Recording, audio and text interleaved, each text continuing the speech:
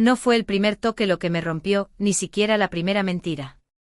Fue el primer silencio compartido, esa pausa demasiado larga en la escalera del edificio, cuando mi cuerpo entendió antes que mi cabeza que yo ya estaba cruzando una línea, que no tenía regreso. Tengo 32 años. Soy de esas mujeres que aprendieron a arreglarlo todo hacia afuera, la ropa bien doblada, el maquillaje justo, las respuestas correctas en reuniones familiares, la sonrisa breve para el vecino. Por dentro, en cambio, yo era una casa con habitaciones cerradas con llave. Y en una de esas habitaciones vivía la mujer que nunca me atreví a ser. Mi matrimonio se enfrió de manera lenta, como se enfría una taza de café olvidada sobre la mesa. Al principio uno cree que todavía está caliente, que aún queda algo en el fondo, pero cuando por fin bebe, ya es amargo, tibio, casi ofensivo. Daniel y yo llevábamos 8 años juntos, 5 casados. Él era un hombre decente, de esos que pagan las cuentas a tiempo, que recuerdan cumpleaños, que te toman de la mano en público como si eso bastara para seguir llamándolo amor. A mí me bastó durante mucho tiempo. O quizá me bastó mientras no miraba demasiado adentro. Vivíamos en un edificio de 7 plantas, en un barrio que presume de tranquilidad. El ascensor olía a detergente barato y a metal, y en los pasillos siempre había una luz blanca que hacía que todo pareciera más limpio de lo que era. Yo solía volver del trabajo con el cuerpo cansado, la mente acelerada, y me repetía que la rutina era normal, que la calma era una bendición.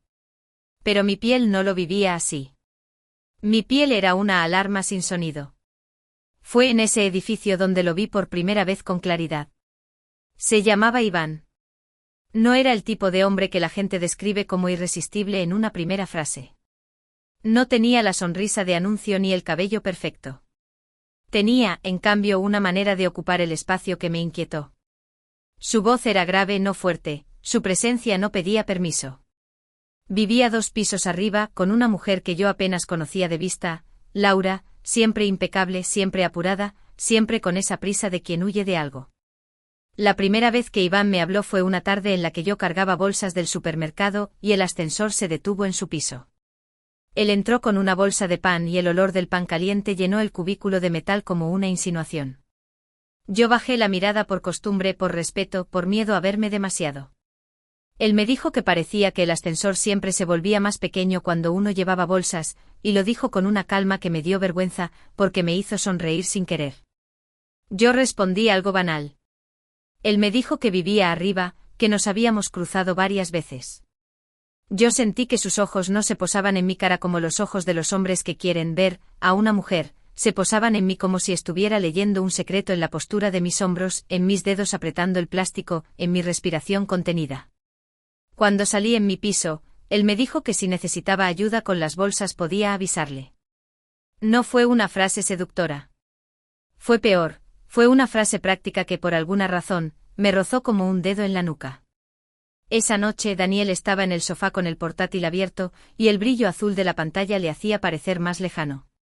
Yo dejé las bolsas en la cocina, guardé las cosas con movimientos automáticos y me sorprendí a mí misma repitiendo en mi cabeza el tono de voz de Iván. No su cara. No sus manos. El tono. Esa tranquilidad peligrosa. Daniel me preguntó cómo me había ido. Yo dije que bien. Él asintió como si mi bien fuera un sello en un documento. Después me habló de un tema del trabajo, de un compañero que lo había irritado. Yo asentí, puse la mesa, serví la cena, escuché. Hice todo lo que una mujer correcta hace. Y sin embargo, algo en mi pecho se movía como un animal despertándose. En los días siguientes empecé a notar cosas que antes no veía. El sonido de las llaves de Iván en la puerta 2 pisos arriba. El eco de sus pasos por la escalera cuando el ascensor fallaba. El olor a tabaco frío mezclado con colonia cuando coincidíamos en el portal. Yo no buscaba esos detalles, o eso me decía. Pero mi cuerpo los encontraba solo. Una mañana salí temprano para ir a la oficina, y lo vi en la entrada del edificio. Estaba fumando, mirando el cielo como si tuviera una conversación silenciosa con él. Yo pasé por su lado con ese paso rápido de quien no quiere que la noten. Él me dijo que hacía frío. Yo le respondí que sí, el invierno se estaba alargando. Entonces me miró de una manera distinta. No fue descarada. Fue lenta. Me dijo que yo no parecía de las que toleran bien el frío, que debía ser de las que necesitan calor incluso cuando dicen que no. No dijo tú. Dijo las que. Como si no me estuviera atacando, como si estuviera describiendo un tipo humano. Y aún así, yo me sentí señalada por dentro. Ese día en la oficina trabajé como una máquina, pero mi mente volvía una y otra vez a esa frase. Porque no hablaba del clima. Hablaba de mí. O de algo que yo ocultaba tan bien que me parecía imposible que alguien lo oliera a través de la tela de mi abrigo. El primer paso hacia la traición no fue besar. No fue tocar. Fue empezar a esperar. Esperar el sonido del ascensor. Esperar el cruce casual en el portal. Esperar la coincidencia que yo fingía no desear. Eso fue lo más humillante, darme cuenta de que mi deseo no pedía permiso. Simplemente se instalaba y empezaba a vivir. Un viernes al volver del trabajo encontré el ascensor averiado. Subí por las escaleras con el bolso pesado colgándome del hombro.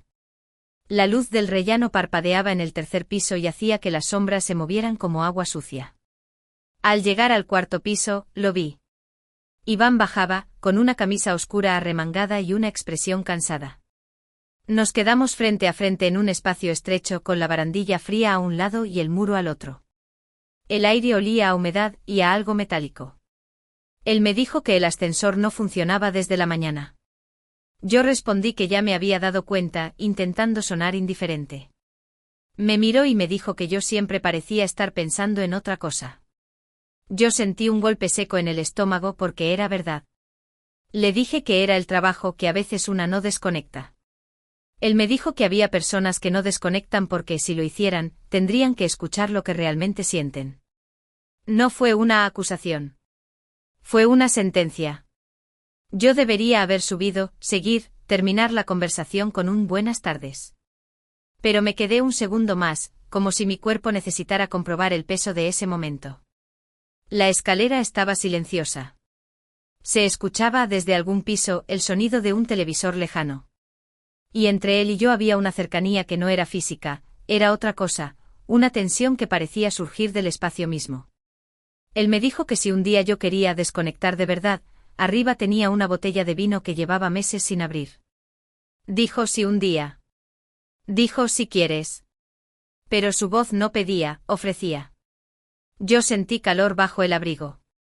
Sentí que mis dedos se aflojaban alrededor de la correa del bolso. Y sentí culpa, una culpa instantánea, como una mancha en la lengua. Le dije que era amable, que quizá otro día. Y subí. Subí demasiado rápido con el corazón golpeándome las costillas como si quisiera escapar. Esa noche Daniel llegó tarde. Dijo que había tenido reuniones. Yo le dije que estaba cansada. Él me besó en la frente con una ternura automática. Su boca no buscó la mía. No hubo pregunta. No hubo mirada. En la cocina, la luz amarilla del techo hacía que todo pareciera más triste. Me fui a la cama temprano, pero no dormí. Me quedé mirando el techo, escuchando el ruido del edificio, tuberías, puertas lejanas, el ascensor que alguien intentaba forzar. Y entre esos ruidos imaginé el piso de arriba. Imaginé la botella de vino. Imaginé a Iván en su sala, con la luz apagada, como si me esperara. Me repetí que era absurdo. Me repetí que yo no era esa clase de mujer. Pero mi cuerpo otra vez no obedeció. Mi cuerpo se calentó con la idea, como si la idea fuera una mano.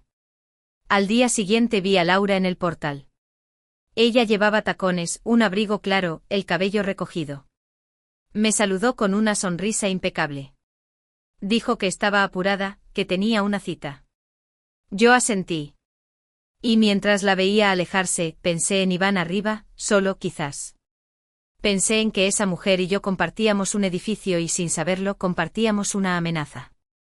Ese pensamiento fue feo. Fue indecente. Fue mío. Esa tarde, mientras Daniel veía un partido en la televisión, yo me levanté y fui al baño. Me miré al espejo. La luz blanca me mostraba una mujer normal, ligeramente ojerosa, con el pelo sin peinar. Nada en mí gritaba infidelidad. Y eso extrañamente me dio miedo. Porque entendí que no hace falta parecer peligrosa para serlo. Volví al salón y Daniel me preguntó si quería ver la película con él después. Yo dije que sí. Me senté a su lado. Él apoyó una mano en mi rodilla un segundo, y luego la retiró para agarrar el mando. Yo sentí el vacío de ese gesto más que su presencia. Sentí que si él me hubiera mirado de verdad, quizás yo habría frenado. Pero no lo hizo. Y yo interpreté su ceguera como permiso. Esa noche, cuando me acosté, escuché pasos en el piso de arriba. Imaginé a Iván caminando. Imaginé que él también escuchaba mis movimientos. Imaginé una conexión invisible entre techos y suelos. Me odié por imaginarlo. Y aún así, no paré. 2 días después, el ascensor volvió a funcionar. Coincidimos en la mañana. Él entró, yo ya estaba dentro. El olor de su colonia fue lo primero que me golpeó, madera, algo amargo, algo limpio. Él me miró con esa calma. Me preguntó si seguía pensando demasiado.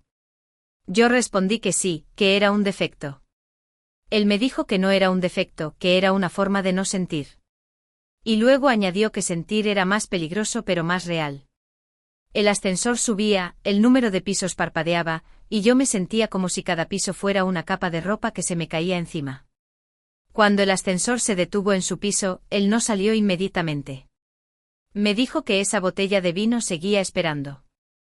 Me dijo que no había prisa. Y antes de salir, me dijo que la prisa era lo que usaban las personas para no hacerse responsables de lo que deseaban. Yo me quedé sola en el ascensor con la respiración cortada. Ese fue el inicio real. Porque yo ya no solo esperaba coincidencias. Yo empezaba a construirlas en mi mente. La primera vez que subí a su piso, lo hice con una excusa pequeña y ridícula, una carta que, según el cartero, se había colado en mi buzón por error. Era una carta sin importancia, publicidad de una clínica dental. Podría haberla tirado. Podría haberla dejado en el buzón de Laura sin tocar el timbre. Pero yo quería escuchar mi propia mentira en voz alta, como si nombrarla la hiciera legal. Subí un domingo por la tarde. Daniel estaba en casa de su madre, ayudándole con un mueble. Yo dije que me quedaba ordenando. Era verdad a medias.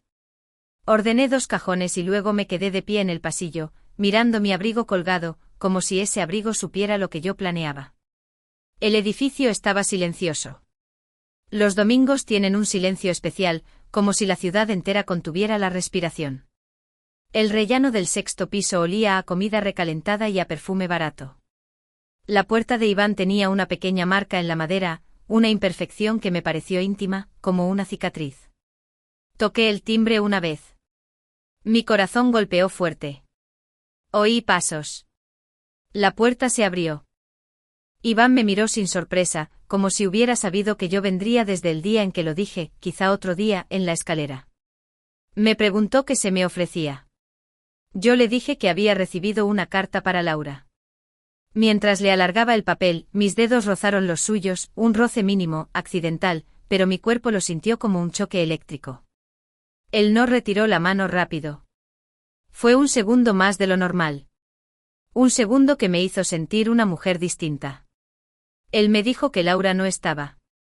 Que había salido. Yo dije que podía dejar la carta y ya. Él me preguntó si quería pasar un momento. Me dijo que estaba lloviendo y que el aire en el pasillo era frío.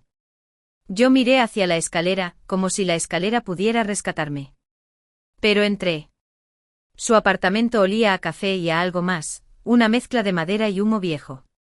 No era un olor agradable, era un olor que prometía historias. La luz era baja. Las persianas estaban a medio cerrar, dejando entrar un resplandor gris. Había platos en el fregadero, una chaqueta tirada sobre una silla, libros abiertos. No era un espacio bonito. Era un espacio vivido. Y eso me excitó de una forma que no supe explicar. Iván me dijo que podía dejar el abrigo donde quisiera. Yo me quedé con el puesto como si el abrigo fuera una armadura. Él me ofreció café. Yo dije que no quería molestar. Él me dijo que no molestaba, que no tenía sentido vivir en un edificio lleno de gente y fingir que todos eran fantasmas. Me senté en el sofá al borde con las rodillas juntas como una colegiala. Me odié por esa postura. Él se sentó frente a mí no demasiado cerca, pero lo suficiente como para que el aire entre nosotros se sintiera denso. Hablamos de cosas pequeñas. Del ascensor, del barrio, del calor que nunca llegaba a tiempo. Pero yo notaba cómo él desviaba el tema hacia mí, siempre hacia mí. Me preguntó si yo era feliz. Yo reí, una risa corta. Dije que la felicidad era una palabra grande. Él me dijo que las palabras grandes suelen esconder verdades pequeñas. Yo le dije que estaba casada. Él asintió como si ya lo supiera. Me dijo que lo sabía, que me había visto con Daniel, que parecía un hombre tranquilo.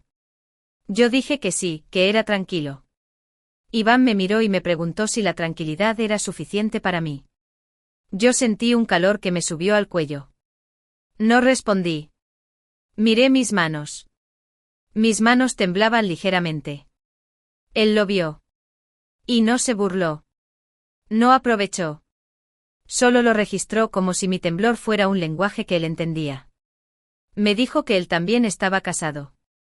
Que Laura y él llevaban años en una especie de acuerdo silencioso.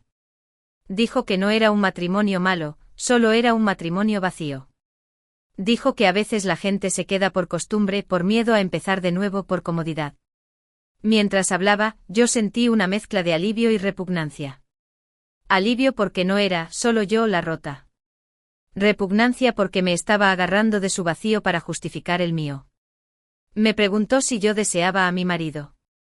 Esa pregunta me golpeó como si me hubiera dado una bofetada sin tocarme. Yo intenté responder con una mentira elegante. Dije que el deseo cambia con los años.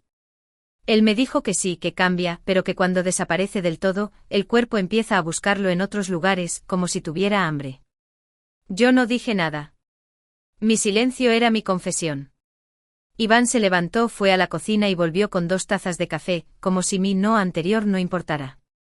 Dejó una taza frente a mí. Yo la tomé con ambas manos. Estaba caliente. El calor me calmó y me alteró al mismo tiempo. Él se sentó de nuevo un poco más cerca. Yo noté la cercanía con la piel, como si la piel tuviera ojos. Me dijo que él no quería problemas. Que no era un hombre que se entretiene con mujeres por deporte. Que él solo hablaba conmigo porque me veía triste. Dijo triste con una suavidad que me dio ganas de llorar. Yo me sentí desnuda. Yo sentí que si lloraba ahí, algo se rompería de verdad. Le dije que no estaba triste. Él me dijo que no hacía falta admitirlo, que la tristeza se nota en cómo una mujer cierra la puerta de su casa, en cómo respira cuando cree que nadie la mira. Esa frase me atravesó. Porque yo sí respiraba distinto cuando estaba sola. Yo sí cerraba la puerta con un peso que nadie veía. En ese momento, yo debí levantarme, dar las gracias, irme. Pero no lo hice. Me quedé. Me quedé porque me sentía vista por primera vez en mucho tiempo. Y me odié por necesitarlo. No hubo beso. No hubo toque explícito. Pero hubo un momento en que él se inclinó hacia mí para tomar la taza vacía de la mesa baja. Su hombro pasó cerca de mi rodilla. Su olor me envolvió. Yo sentí un impulso animal, acercarme, apoyar mi boca en su cuello, inhalar su piel como si fuera aire. No lo hice. Me quedé rígida. Pero él lo notó. Lo notó en mi respiración. Él me dijo que yo estaba luchando. Yo le pregunté contra qué. Él me dijo que contra mí misma. Cuando me fui, el pasillo me pareció más frío, más blanco, más real. Bajé las escaleras como si escapara de un incendio. Al entrar en mi apartamento, el olor de mi casa me resultó ajeno, detergente, comida, normalidad. Me senté en el borde de la cama y me quedé mirando el suelo. Sentí culpa. Sentí excitación. Sentí algo peor, sentí orgullo. Orgullo de haber sido deseada, aunque fuera en silencio. Esa noche, cuando Daniel volvió, me besó en la mejilla. Me preguntó si había comido. Yo dije que sí. Me abrazó un segundo. Su abrazo fue correcto, seguro, sin hambre. Yo me quedé quieta, pensando en la sala de Iván, en el café, en su voz. Me sentí sucia por comparar. Y aún así, comparé. Los días siguientes se volvieron una especie de ritual secreto. Iván y yo nos cruzábamos en el portal y bastaba una mirada para que mi corazón se acelerara. No eran miradas descaradas. Eran miradas rápidas, pero cargadas de mensajes. Yo me repetía que era inocente. Que mirar no era traicionar. Pero mi cuerpo ya estaba en otro sitio. Una tarde, mientras Daniel se duchaba, Iván me escribió. No diré cómo consiguió mi número. Lo importante no es eso. Lo importante es que yo no me pregunté si debía bloquearlo. Solo miré la pantalla y sentí un golpe en el pecho, como si esa vibración fuera una mano tocándome desde lejos. Me dijo que había pensado en mí.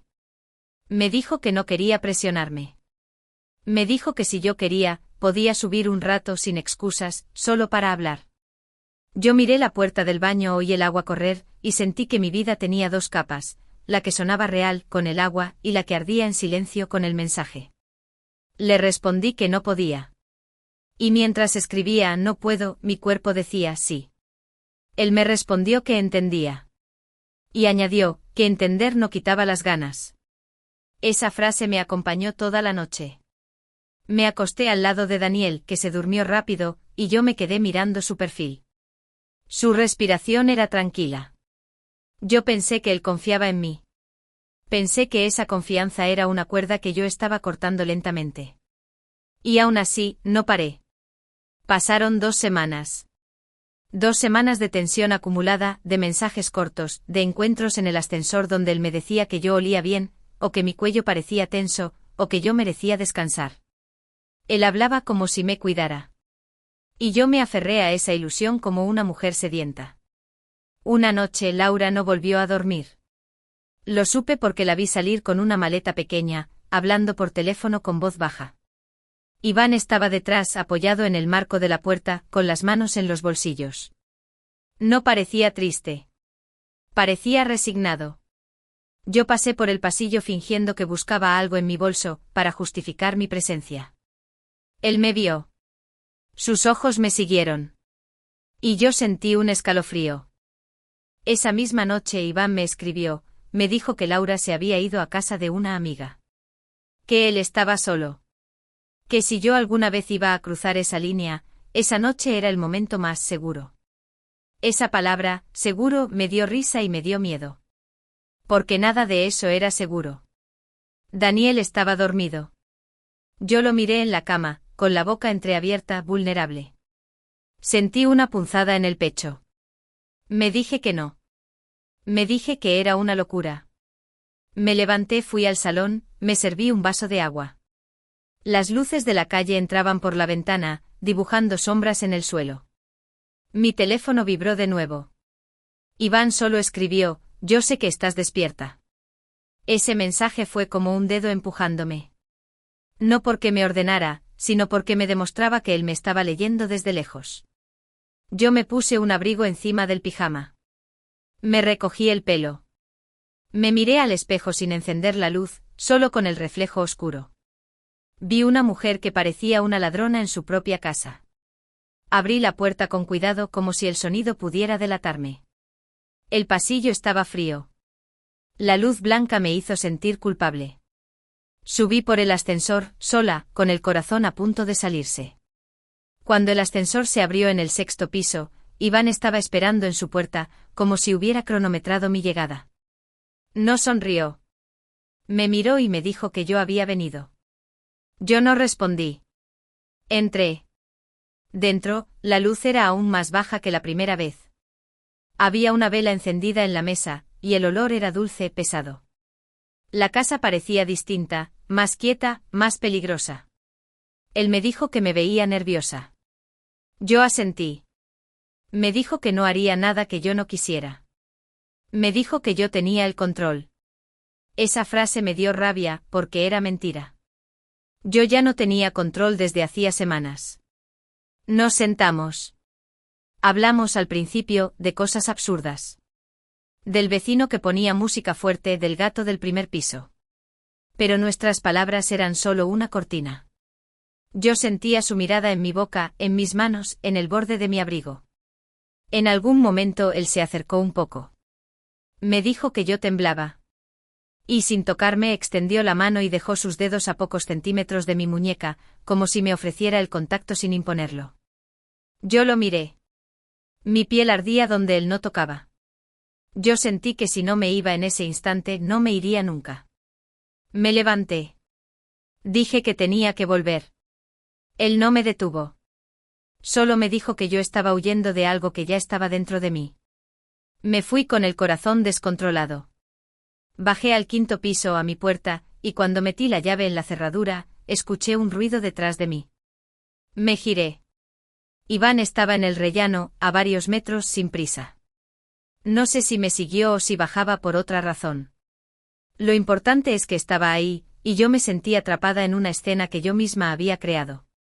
Él me dijo en voz baja que yo no podía seguir jugando a estar cerca y lejos. Yo sentí una mezcla de miedo y deseo que me mareó. Le dije que esto estaba mal. Él me dijo que sí, que estaba mal. Y que por eso era tan intenso. Yo abrí la puerta y entré cerrándola rápido. Me apoyé en la madera con la espalda pegada, respirando fuerte. Daniel seguía dormido. Yo me quedé ahí en el pasillo oscuro sintiendo que mi vida era una cuerda tensada entre dos puntos, a punto de romperse. Esa noche en la cama, Daniel se giró hacia mí medio dormido y apoyó la mano en mi cintura. Fue un gesto automático cariñoso pero sin deseo. Yo me quedé rígida. Y en mi mente apareció el rellano, la voz de Iván, la vela, la mano a centímetros de mi muñeca. Sentí vergüenza. Sentí una humedad en los ojos. Y en el centro de esa vergüenza, una chispa de hambre. Al día siguiente Daniel me dijo que últimamente yo estaba distante. Me preguntó si me pasaba algo. Yo le dije que era estrés. Él me creyó. Y esa facilidad con la que él me creyó me dolió más que si me hubiera acusado. Porque entendí que él ya no me miraba con atención. Y yo, en lugar de reclamar esa atención, la busqué en la puerta de arriba. Yo no me convertí en infiel en un solo momento. Me convertí en infiel en cada mentira pequeña. En cada no pasa nada. En cada sonrisa que escondía un pensamiento oscuro. Y el pensamiento oscuro ya no era solo Iván. Era también la idea de que yo podía tener una vida paralela. Una vida donde yo no era la esposa correcta, sino la mujer que alguien espera detrás de una puerta. La primera vez que crucé el límite de manera irreparable no fue un acto grandioso. Fue algo tan simple como quedarme demasiado tiempo. Era jueves. Daniel había salido con compañeros del trabajo.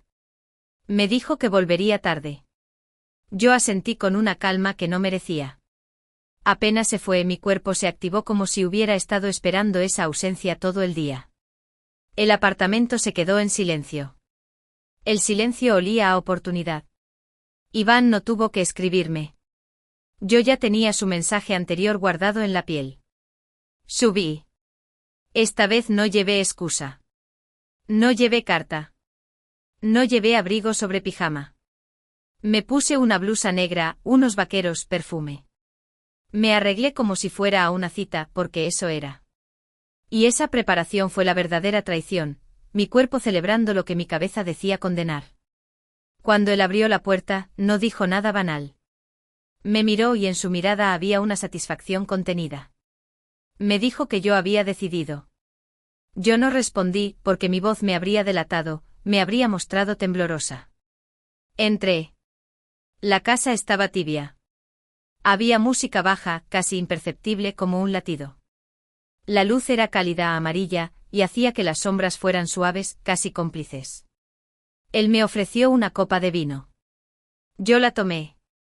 El vino tenía un sabor áspero al principio, y luego un calor que bajaba por la garganta y se expandía en el pecho. Nos sentamos cerca. No frente a frente. Cerca. Esa cercanía era una decisión física. Él me preguntó si yo entendía lo que estaba haciendo. Yo le dije que sí. Él me preguntó si yo quería parar. Yo dije que no. No hubo palabras románticas.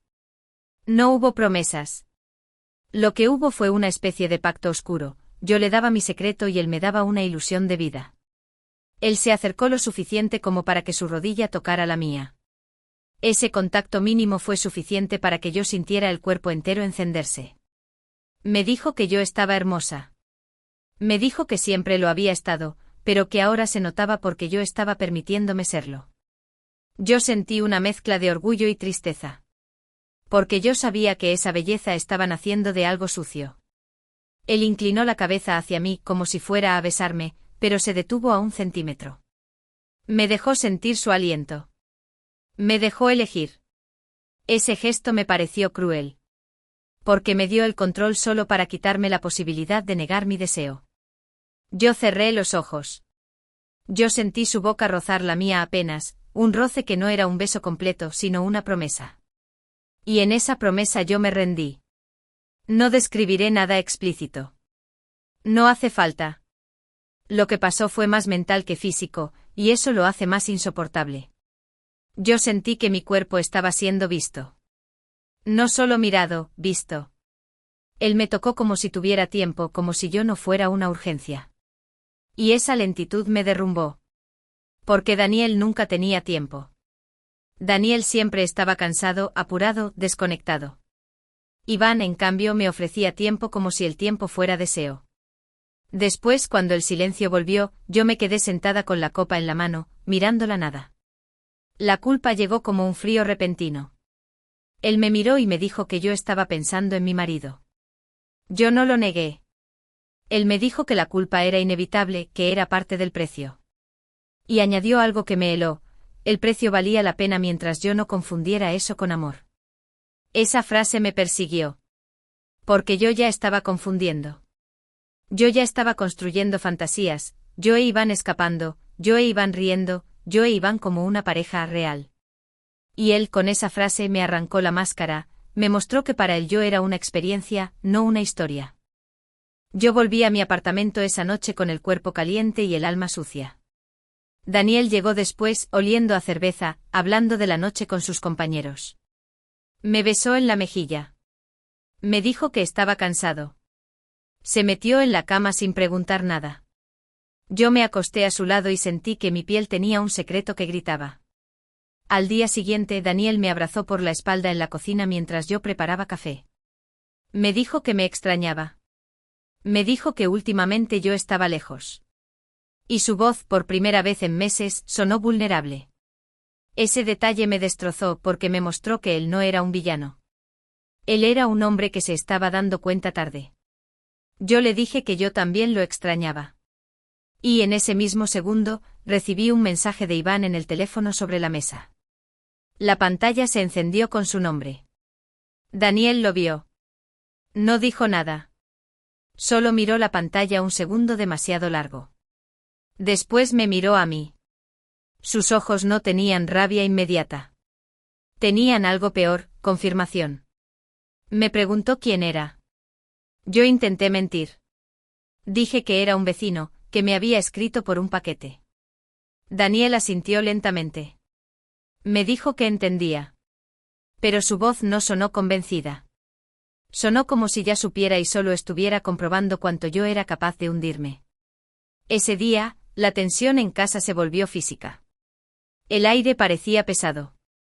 Cada gesto era sospechoso. Yo me sentía observada. Daniel no me gritó. No me acusó. Solo se volvió silencioso. Y ese silencio era un castigo más efectivo que cualquier escena. Iván, en cambio, seguía escribiéndome. Me decía que yo estaba preciosa. Me decía que yo merecía sentir. Me decía que Daniel no me merecía. Yo me aferré a esas frases como una adicta. Cada mensaje era una dosis. Cada encuentro furtivo era un escape. Porque sí, siguieron los encuentros. En el ascensor, en el rellano, en su apartamento cuando Laura no estaba. Siempre con esa mezcla de peligro y rutina. Y con el tiempo el peligro dejó de ser excitante y se volvió ansiedad. Yo ya no sentía solo deseo. Empecé a sentir miedo. Miedo de que Laura volviera y nos encontrara. Miedo de que Daniel me siguiera. Miedo de verme a mí misma en el espejo sin poder sostener la mirada. La parte más oscura fue darme cuenta de que Iván disfrutaba del miedo. Él decía que el miedo hacía que todo fuera más intenso. Yo lo odiaba por eso y lo deseaba por eso. Era como si él hubiera encontrado la llave de una habitación dentro de mí, y la abriera cada vez que quería. Una noche, Laura volvió antes de lo esperado. Yo estaba en el apartamento de Iván. No haré detalles de lo que ocurría. Solo diré que estábamos demasiado cerca, demasiado tarde, demasiado confiados. Escuchamos la llave en la cerradura. Yo me quedé congelada. Sentí el corazón en la garganta. Iván no se asustó como yo. Él me miró con una calma perturbadora. Me dijo que me escondiera en el cuarto. Yo me moví como una sombra, casi sin respirar. Me metí en el dormitorio, detrás de la puerta entreabierta, y me quedé ahí, escuchando. Escuché la voz de Laura. Sonaba cansada, irritada. Le preguntó a Iván dónde había estado. Él le dijo que en casa, que había salido un momento. Ella dijo que olía raro. Yo contuve la respiración hasta que me dolieron los pulmones. Escuché pasos.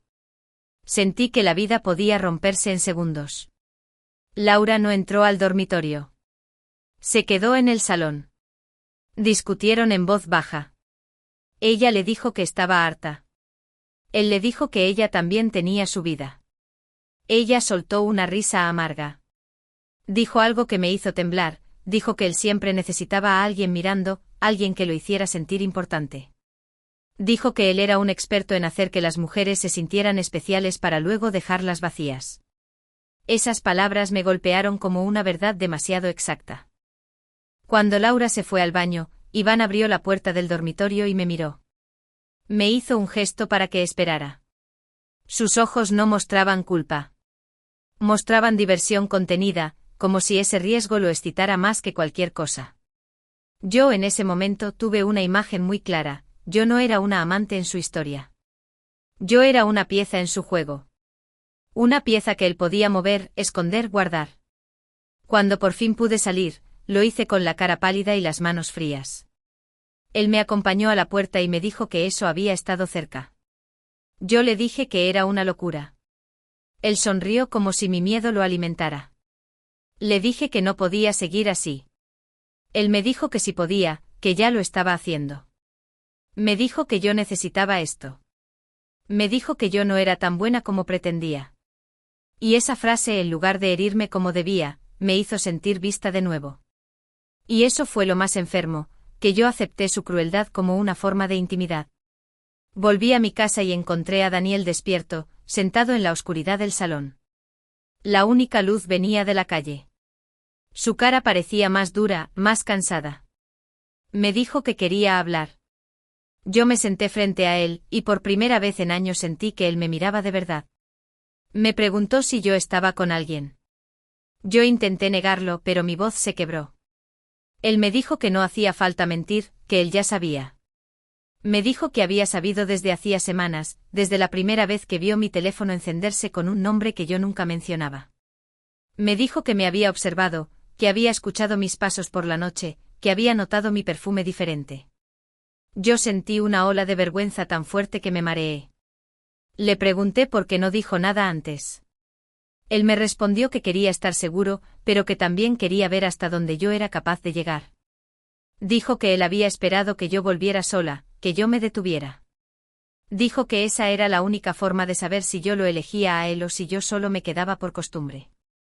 Esa confesión fue el giro de la cuchilla. Porque yo había creído que yo llevaba la doble vida en secreto. Pero Daniel estaba dentro de esa doble vida, observándome, dejándome cavar. Yo lloré. No fue un llanto dramático. Fue un llanto silencioso, sucio, como si mi cuerpo expulsara veneno. Le dije que estaba vacía, que me sentía invisible, que yo no lo odiaba. Le dije que yo solo quería sentirme viva. Daniel me dijo algo que todavía me persigue, me dijo que sentirse viva no justificaba destruir a alguien que confía en ti. Me dijo que él no era perfecto, pero que él nunca me había hecho daño a propósito. Me dijo que yo sí. Yo quise tocarlo, pedirle perdón, prometerle que se acabaría. Pero en ese momento mi teléfono vibró. Iván. Otra vez. Daniel miró el teléfono. Me miró a mí. Y dijo con una calma que me dio miedo, que quería que yo contestara delante de él. Yo contesté. Iván habló, su voz grave, confiada. Me dijo que subiera, que Laura se había ido, que quería verme. Daniel escuchó en silencio. Yo sentí náuseas. Le dije a Iván que no podía. Iván rió suavemente y me dijo que yo siempre decía eso, pero que al final siempre subía. Dijo que yo era predecible. Esa palabra, predecible, me cayó como una losa. Porque de pronto todo se alineó, Laura diciendo que él hacía sentir especiales a las mujeres para luego dejarlas vacías. Iván diciéndome que yo era predecible. Daniel mirándome como si yo fuera alguien que él ya no reconocía. Daniel me pidió el teléfono. Yo se lo di. Él colgó. Me dijo que se acabó. Me dijo que yo podía elegir, o me quedaba y enfrentábamos la ruina juntos, o me iba. Pero que no iba a permitir que yo viviera en esa ambigüedad. Yo pensé que mi corazón elegiría a Iván, porque mi cuerpo lo deseaba. Pero en ese segundo entendí la verdad más cruel, lo que yo deseaba no era Iván. Era la sensación de ser deseada. Era la sensación de peligro. Era una droga. Y Iván era el vendedor. Le dije a Daniel que quería quedarme. Daniel no sonrió. No me abrazó. Me dijo que quedarse no era lo mismo que arreglar. Me dijo que él necesitaba tiempo para decidir si podía perdonarme. Y luego se levantó y se fue a dormir al sofá. Esa noche yo no dormí. Me quedé en la cama con el cuerpo temblando. Sentí vacío. Sentí abstinencia. Sentí una tristeza negra. Al día siguiente Iván me esperó en el portal. Su cara estaba tranquila, como siempre. Me dijo que Daniel ya sabía, que él lo había visto mirándome raro últimamente. Me dijo que no importaba. Me dijo que él podía llevarme lejos de todo eso. Yo lo miré y por primera vez no vi misterio. Vi cálculo. Vi a un hombre que se alimenta de mujeres rotas. Le dije que yo no iba a volver a subir. Él me dijo que sí lo haría. Me dijo que yo no sabía vivir sin ese fuego. Me dijo que mi matrimonio ya estaba muerto, que yo solo estaba prolongando el cadáver. Yo sentí rabia. Le dije que él no me quería, que él solo quería ganar. Él sonrió apenas. Me dijo que querer era una palabra bonita que la gente usa para justificar el deseo. Me dijo que yo había venido a él porque necesitaba sentir, no porque me importara su vida. Y ahí estaba el golpe final, porque era verdad. Yo me di la vuelta y entré en el ascensor. Cuando las puertas se cerraron, mis manos temblaban. No era solo miedo. Era duelo. Yo estaba despidiéndome de una versión de mí misma. Los días siguientes fueron un infierno silencioso. Daniel y yo convivíamos como dos extraños. A veces hablábamos de cosas prácticas, compras, horarios. A veces nos mirábamos sin decir nada, y en ese silencio había preguntas sin respuesta. Yo intenté recuperar algo, pero el amor no se recupera como un objeto perdido. El amor, cuando se rompe, deja astillas en la piel. Una semana después, vi a Laura en la escalera. Ella tenía los ojos hinchados, como si no hubiera dormido. Me miró y su mirada se detuvo en mi cara un segundo más de lo normal. No dijo nada, pero yo sentí que ella sabía. Sentí que las mujeres se reconocen en ciertos dolores. Esa noche escuché gritos arriba. No fuertes, pero sí suficientes para que el edificio entero escuchara. Luego escuché un golpe seco. Después, silencio. Al día siguiente el piso de Iván estaba vacío. Laura se fue. Iván se fue. Nadie dijo nada. Solo quedó un hueco, un silencio en el edificio, como si ese apartamento hubiera sido una boca que se cerró para siempre. Yo pensé que eso me daría alivio. Pero no. Me dejó con una verdad terrible: yo me había quemado por alguien que podía desaparecer sin dejar rastro. Yo había arriesgado mi vida por una sombra. Meses después, Daniel y yo nos separamos. No hubo escándalo. No hubo drama público.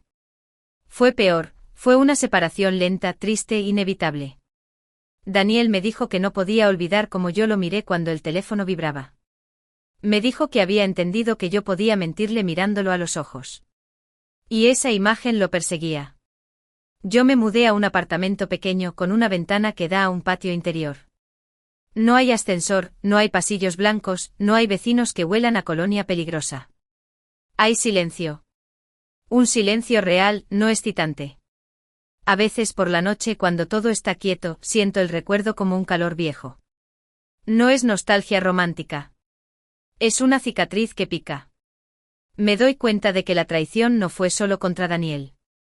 Fue contra mí, contra la mujer que yo fingía ser. Yo quise un fuego y terminé quemándome por dentro. El giro más cruel no fue que Daniel lo supiera. El giro más cruel fue entender que Iván nunca me robó nada. Yo se lo di. Yo le entregué mi secreto porque quería sentirme viva. Y al final, lo único que sentí fue soledad.